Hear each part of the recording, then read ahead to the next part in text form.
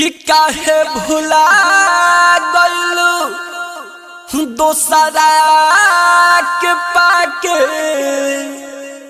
काहे तू छोड़ दिहलू दिलवा लगा के।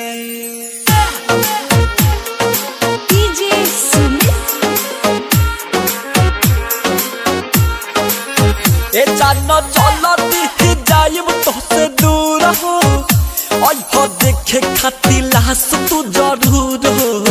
ए जानो चलती जाइब तोसे दूर हो, और देखे खाती लाश तू जरूर हो। कि कुछ करबू ना हो, कुछ करबू ना, कि कुछ करबू ना, जानी तू डर झूठो के सही प्यार कर। कि कुछ करबू ना, जानी तू डर झूठो के सही प्यार कर। कि कुछ करबू ना, जानी तू डर झूठो के सही प्यार कर। कि कुछ करबू ना, कि कुछ करबू ना।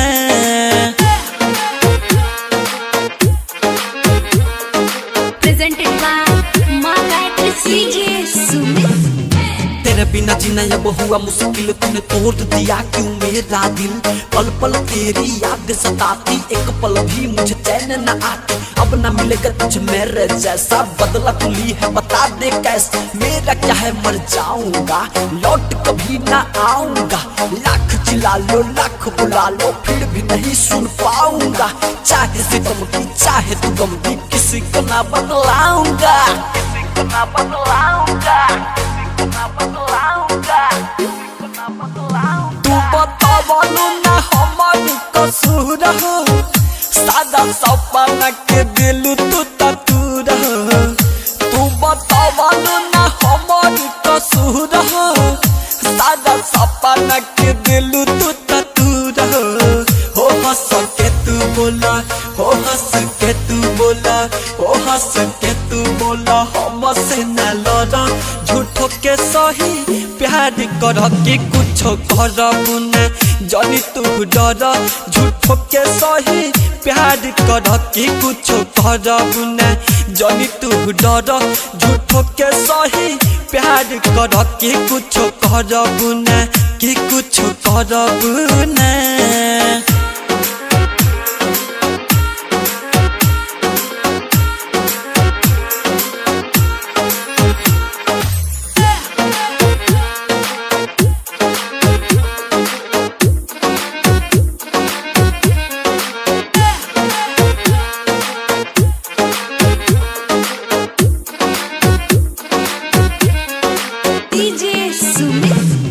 जिसके लिए तू जान मुझको छोड़ी, सारे कसम वादे तुम तोड़ी। उसका बता दे कोई खून, तू आंसू बना दिए खून तू। उसको कभी ना तुम धोखा देना, कहे बेवफा ये ना मौका देना। अब तो तेरी वो जान है, मेरी जगह शमशान है। You are cheater, not I am better, very very sad, very is your mister, is your mister, is your mister, is your mister। बाटे भी कलम दे दर्द मजबूर हो, तू ही रहू हमर हीरा कोहिनूर हो। बाटे भी कलम दे दर्द मजबूर हो, तू ही रहू हमर हीरा कोहिनूर हो। हो हमरा जैसे तू ना, हो हमरा जैसे तू ना, हो हमरा जैसे तू ना, जुदाई में जरा झूठो के सही प्यार कर। कि कुछ करबू ना, जानी तू डर झूठो के सही प्यार कर। कि कुछ करबू ना, जानी तू डर झूठो के सही प्यार कर। कि कुछ करबू ना, कि कुछ करबू ना।